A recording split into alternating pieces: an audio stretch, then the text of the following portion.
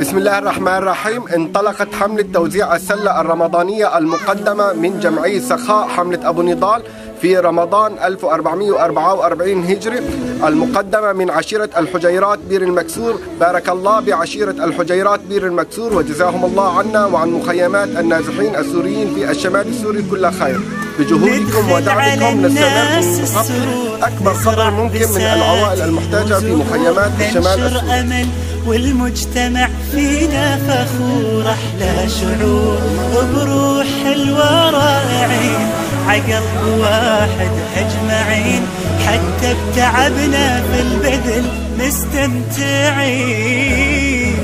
متطوعين للغير متعاونين بالخير، نفيد حتى نستفيد كثير. البذل عادتنا منه سعادتنا، بالحب نغرس والحصاد كبير.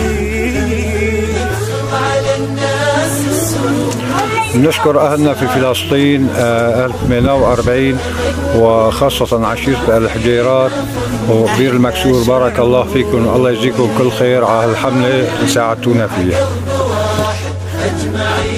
حتى بتعبنا في البذل مستمتعين.